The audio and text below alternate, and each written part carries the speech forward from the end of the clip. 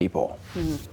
Back here in Michigan, all we really had to worry about was slightly cooler temperatures today. Certainly felt like fall out there, Kevin. How long is that going to continue? Well, we'll only make the low 60s tomorrow, Janice, and we may have a couple of showers around through the overnight hours and then again in the morning for some of us. We'll look at that part of the forecast coming up here momentarily. Good evening, everybody. Dry out there right now, but there are some showers on radar. I'll show you that momentarily. You might be wondering, over the last 24 hours since this rain thing started, how much rain have we seen?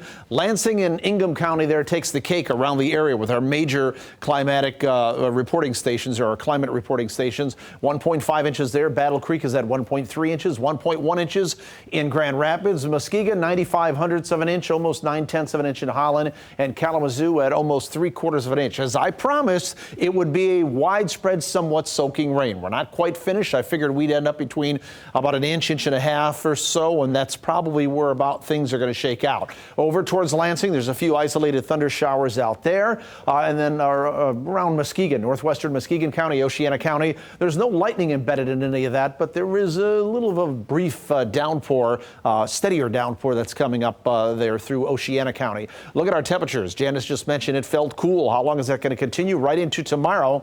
But how cool is it? 49 degrees right now in Big Rapids. Everybody else in the mid-50s will drop in the upper 40s to about the low 50s. So yes, we have not turned the furnace on at the Craig household yet. We're always just trying to wait. It seems too early to do that. If you close the windows and lock up the heat, or at least what heat was left in the house, you may be able to get away with that for a couple of days.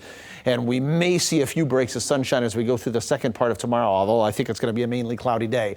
Lots of moisture still feeding in, almost a conveyor belt coming up from the south and west.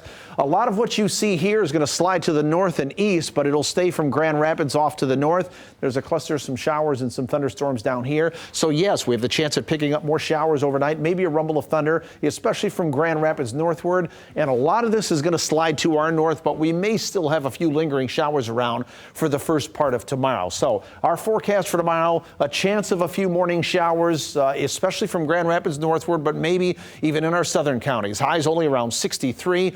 I think otherwise we're just mainly cloudy skies there. We'll have a northeast wind again. That's traditionally a cooler trajectory of wind for us. At about 10 to 15 miles per hour. Out on Lake Michigan, no small craft advisories, no beach hazard risk. Waves running about 1 to 2 feet with, again, a northeast wind at about 10 to 20 knots. Here are your Lake Michigan water temperatures. They're in the 60s out there.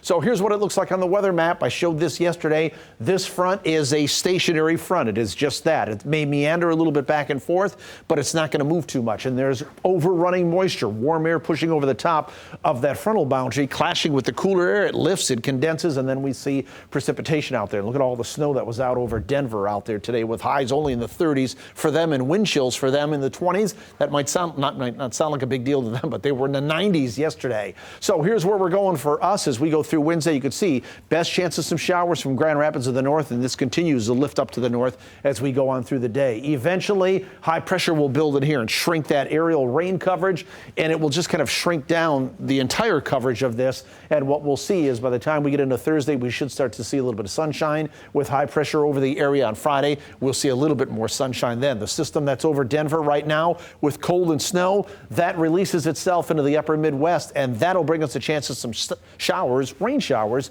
by later in the day on Saturday and Saturday evening. Tomorrow, we talked about 63 degrees there, 66 and dry on Thursday, 72 with some sunshine on Friday, 77 on Saturday, but PM and nighttime showers are possible there. Mid-70s on Sunday, and then it looks dry for Monday and Tuesday. 76, that is a normal high for this time of the year. Ryan, Janice?